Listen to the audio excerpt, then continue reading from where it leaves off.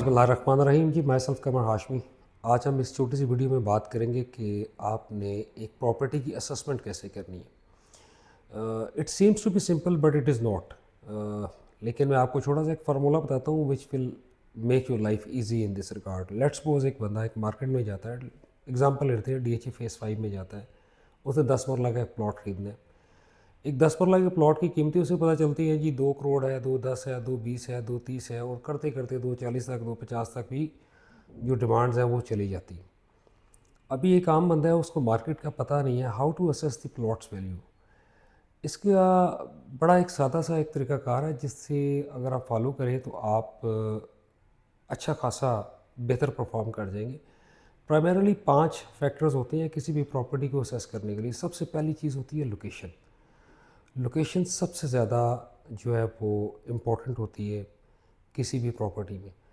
उसके बाद उसकी जो डेवलपमेंट है प्रॉपर्टी की, और उसकी लीगल जो उस वक्त स्टेटस है वो, फ्यूचर ग्रोथ, और मार्केट में डिमांड कितनी है। ये 4-5 फैक्टर्स हैं जो कि बहुत इंपॉर्टेंट होते हैं किसी भी प्रॉपर्टी की वैल्यू डिसाइड करने के लिए।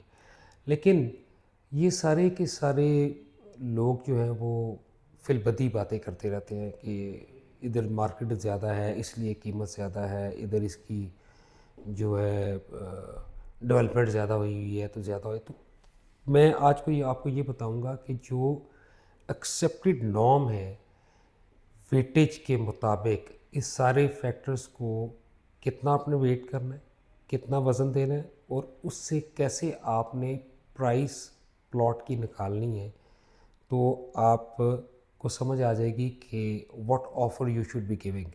चलिए जी, let's move on to the computer. वहाँ पे आपको मैं समझाता हूँ। आगे कंप्यूटर स्क्रीन पे आपको लेफ़्ट साइड पे फैक्टर्स नज़र आ रहे होंगे, उनकी वेटेज है, फिर असेसमेंट है, स्कोर है, और आगे बाकी चीज़ें मैं आपको बाद में एक्सप्लेन करता हूँ। फैक्टर्स में सबसे पहले लोकेशन है, उसको हमने 30% वेटेज दी हुई है, डेवलपमेंट को 10%, लीगल को 20%, डिमांड को 10%, फ्यूचर ग्रोथ को 15% है। प्लॉट एट्रीब्यूट्स में जो कि नेगेटिव भी हो सकते हैं, पॉजिटिव भी हो सकते हैं, सवाए ग्रेवयार्ड के। फिलिंग है, नहीं फिलिंग है तो पूरे 10 पॉइंट्स दे दें, वरना माइनस में दे दें।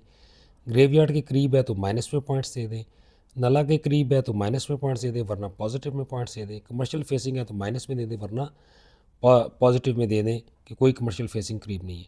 तो ये एक पर्टिकुलर प्लॉट की हमने असेसमेंट की, इसकी लोकेशन बहुत अच्छी थी, पार्क फेसिंग भी था, एक्सेस भी ठीक थी, थोड़ा सा हाइट पे भी था, हमने 9 नंबर दे दिया इसको। डेवलपमेंट जो है ये उसके हमने वो रेडी टू कंस्ट्रक्ट है, 10 नंबर्स दे दिए। लीगैलिटी में कोई प्रॉब्लम नहीं, इसलिए 10 नंबर उसे भी दे दिए। डिमांड जो है इस एरिया में इज़ फेयरली गुड, हमने 8 नंबर दे दिए। फ्यूचर ग्रोथ परस्पेक्टिव थोड़ा सा प्रॉब्लम हो सकता है, इसलिए हमने उसे 7 नंबर दिए। फिलिंग उस एरिया में नहीं है, हमने उसे पूरे 10 नंबर दे दिए हैं। अगर फिलिंग होगी तो हम इसे माइनस में नंबर देंगे। ग्रेव यार्ड के वो बहुत करीब है तो हमने उसे -10 नंबर दे दिए हैं। नाला उसके करीब नहीं है, कमर्शियल फेसिंग नहीं है, तो पूरे पूरे 10 मार्क्स हमने पूरे दे दिए। तो ओवरऑल स्कोर जो प्लॉट का आ गया वो 7.65 आ गया। अभी let's suppose the plot price was 23 million. अभी इस 23 मिलियन को हमने मल्टीप्लाई किया 7.65 के साथ और डिवाइड कर दिया 10 के साथ, तो हमारे पास आ गया 17.595 मिलियन। तो इस प्लॉट की जो फेयर वैल्यू बनती है वो 17.595 मिलियन जो है वो बनती है। अभी आपको ये प्लॉट उस एरिया में अगर पीक प्राइस डिमांड की जा रही है 23 मिलियन, तो आपने इस पर्टिकुलर प्लॉट के पैसे देने हैं 1 करोड़ तकरीबन 75 लाख रुपए। अभी इसका मकसद क्या है, आपका अगर ये स्कोर रेंज आ जाता है 9 to 10, तो वो बहुत ही प्रीमियम काइंड ऑफ प्लॉट है।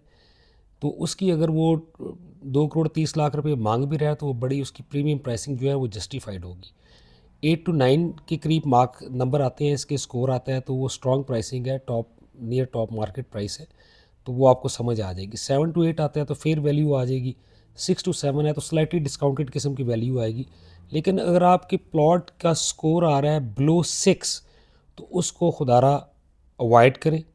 वो बाद में आपके लिए बहुत प्रॉब्लम क्रिएट करेगा, आपकी कंस्ट्रक्शन में भी, आपके रहने में भी, आपके बाद में उसे बेचने में भी। तो ऐसे प्लॉट जिनका स्कोर आपके पास बिलो 6 आए, जस्ट अवॉइड दैम। तो this is how you should B actually assessing a plot or a property based upon the data। तो आई होप आपको वीडियो पसंद आई होगी। खुश रहें, आबाद रहें, खुदा हाफिज़।